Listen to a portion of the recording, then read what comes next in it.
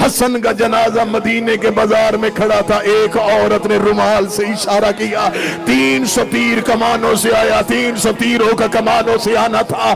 ایک جنازے کا پایا حسین کے ہاتھ میں تھا، ایک عباس کے کاندھے پہ تھا۔ عباس نے حسین کو دیکھا، حسین نے غازی کو دیکھا۔ عباس نے جنازے کا پایا حسین کے کاندھے پہ رکھا، جنازے کے سامنے ہاتھ پھیلا کے عباس کھڑے ہو گئے۔ رو کے کہتے تیر مارنے کا شوق ہو کربلا آ جانا، وہاں روکنے والا کوئی نہیں ہوگا، میرے مرے کے جنازے پہ تیر نہ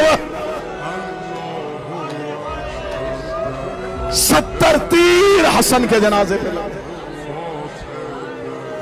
70 تیروں کا حسن کے جنازے پہ لگنا تھا۔ عباس حویلی زہرا کی جانب دوڑے، اور کتابیں کہتی ہیں جب عباس تیز چلتے تھے مدینے کی گلیوں میں زلزلہ آتا تھا۔ زینب دروازے پہ کھڑی تھی، مدینے کی گلیوں میں زلزلہ آیا، بی بی زینب رو کر دی کلثوم دعا کرنا، لے کے جنازہ گئے تھے، واپس عباس آ رہا ہے۔ حضرت عباس دروازے پہ آئے، عالیہ نے عباس کے سینے پہ ہاتھ رکھا، رکھ کے کہتی تم تو جنازہ لے کے گئے تھے، اکیلے واپس کیوں آ گئے؟ حضرت عباس نے سر سے امامہ اتارا، زینب کے قدموں میں پھینکا، رو کے کہا بی بی تجھے تیری ماں کی چادر کا واسطہ، مجھے میری تلوار دے، میرے جنازے پہ تیر لگے، انہوں نے میرے غریب کے جنازے پہ تیر۔ اجرکم من اللہ، اجرکم من اللہ، اجرکم۔ پیچھے سے غریب کربلا کی آواز ہے، زینب عباس کو روک دے۔ علی کی بیٹی نے عباس کے دونوں شانے پکڑے، رو کے دی عباس حوصلہ، عباس ہماری مقتل مدینہ نہیں، عباس میرا لال ابھی ہم نے بہت کچھ برداشت کرنا ہے۔ زینب عالیہ نے عباس روکا ہوا تھا یا حسین جنازہ لے کے گھر آئے۔ آخری 1.5 منٹ پڑھنے لگا، 1 سے 1.5 منٹ، مشکل سے مشکل دعا، جنازہ برآمدگی کے لیے تیار۔ یہاں سے جنازہ اٹھے گا، مومنین میں آئے گا، محبت سے چومو گے جنازہ۔ اس جنازے کا یہاں سے یہاں آنا آسان ہے، اس جنازے کا بازار سے زینب کے دروازے پہ آنا بڑا مشکل۔ بادشاہ کا جنازہ سامنے ہے، جنازہ گھر آیا، حسین صحن میں جنازہ لے کے نہیں گئے، حسین جنازہ سیدھا حجرے میں لے کے گئے۔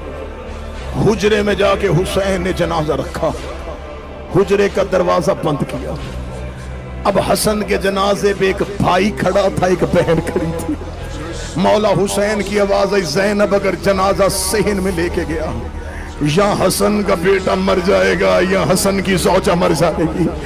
زینب یہ ساری مصیبتیں ہم نے برداشت کرنی ہے۔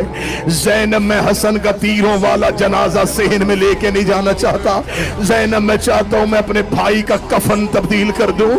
زینب تیرے پاس کوئی کفن کا ٹکڑا جو جنت سے آیا تھا؟